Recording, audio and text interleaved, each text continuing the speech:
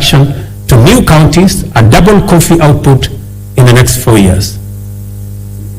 The government of Kenya is currently restructuring public sugar mills, expediting the leasing of 5 companies for rehabilitation and expansion to boost industry competitiveness before the Commercial Sugar Safeguards expire. The objective includes creating a competitive sector, raising farmer incomes, and enhancing productivity. This House agreed with my cabinet that we waive Kenya shillings 117 billion non-performing debt for government-owned sugar factories, for which I am grateful to this House. This House also approved 1.7 billion shillings that will go into paying farmer arrears and other complications that arose out of the challenges our sugar sector was facing. I want to promise this House that in the next couple of weeks, we shall be dispersing that money so that farmers in the sugar growing area can go home for Christmas with their money. As earlier indicated, our public borrowing had long crowded out the productive sector from the financial markets, raising the cost of credit and slowing down trade and commerce. As I told Kenyans on my first day in office, times were difficult and many people are struggling, and necessary and effective sustainable solutions were urgently needed. We must admit, honorable members, that as a country, we had been living large and way beyond our means. The time has come, therefore, to retire the false comforts and illusionary benefits of wasteful expenditure and counterproductive subsidies on consumption, by which we dug ourselves deeper into the hole of avoidable debt. The new direction may not be easy, but it is ethical, responsible, prudent, and most importantly, necessary.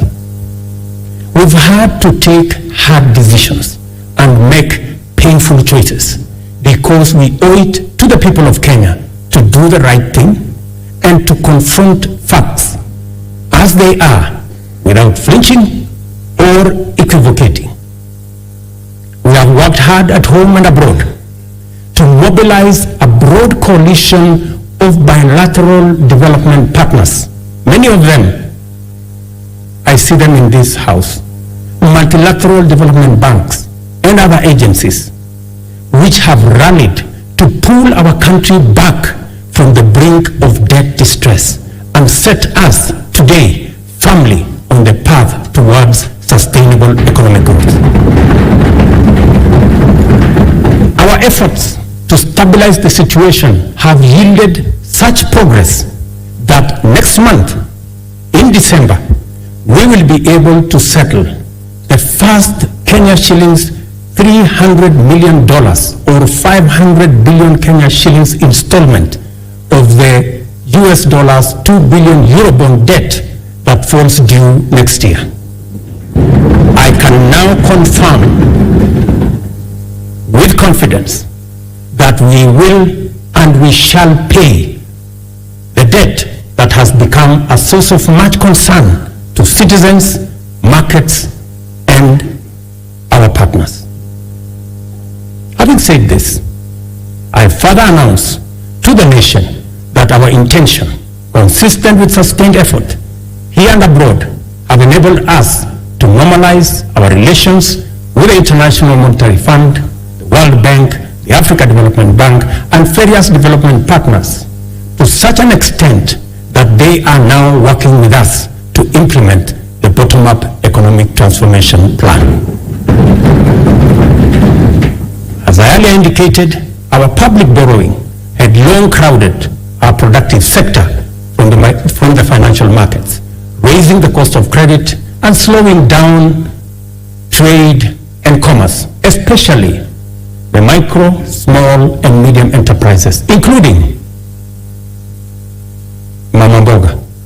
Consequently, enterprises and entrepreneurs were referred for blacklisting by the credit reference bureaus, where 7 million borrowers were listed by last year. We committed to provide affordable and accessible credit and restore small business owners to good standing with credit rating agencies.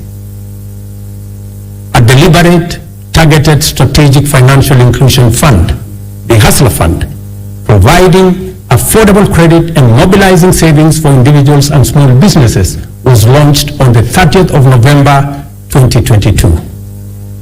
The public response to the Hustler Fund has exceeded most initial projections and surprised even the most hardened skeptics. By the end of last month,